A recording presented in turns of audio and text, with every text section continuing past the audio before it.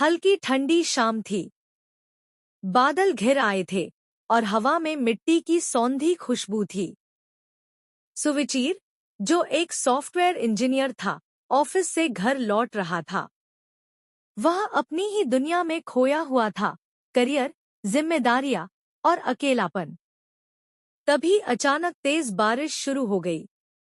उसने जल्दी से पास के एक कैफे में शरण ली। वहां अंदर जाकर वह अपनी भीगी शर्ट को झाड़ ही रहा था कि उसकी नजर काउंटर पर खड़ी एक लड़की पर पड़ी। रिया, गहरे नीले रंग की ड्रेस में, आंखों में चमक और चेहरे पर मासूमियत। वह भीगी हुई थी लेकिन बारिश में भीगने का अफसोस नहीं, बल्कि एक अनकही खुशी उसके चेहरे पर थी। सुविचीर ने बिना सोचे बोल दिया, लगता है बारिश को आपसे भी ज्यादा प्यार है। रिया हंस पड़ी, हाँ, और मुझे भी बारिश से।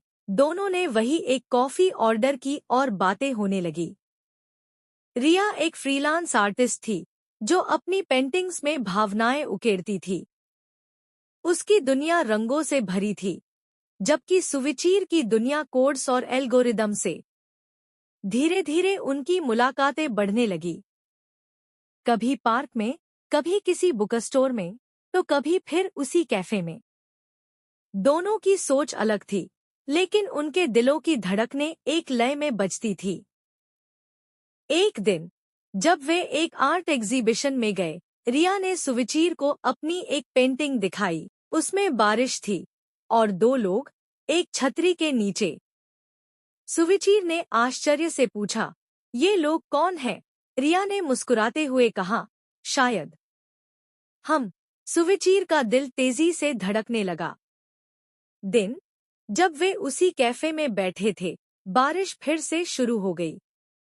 रिया बाहर जाकर बारिश में घूमने लगी और सुविचीर उसे प्यार भरी नजरों से देखता रहा। तभी अचानक रिया ने कहा, अगर मैं कहूं कि मुझे तुमसे प्यार हो गया है, तो? सुविचीर कुछ पल चुप रहा। फिर उसने धीरे से कहा, तो मैं कहूंगा कि मैं कब से इसी लम्हे का इंतजार कर रहा था। रिया खिलखिला पड़ी और सुविचीर ने उसका हाथ थाम लिया। बारिश की बूंदें गिरती रहीं, लेकिन इस बार वे दोनों उसमें अकेले नहीं थे। इजहार आसान था, लेकिन रिश्ते को निभाना भी जरूरी था।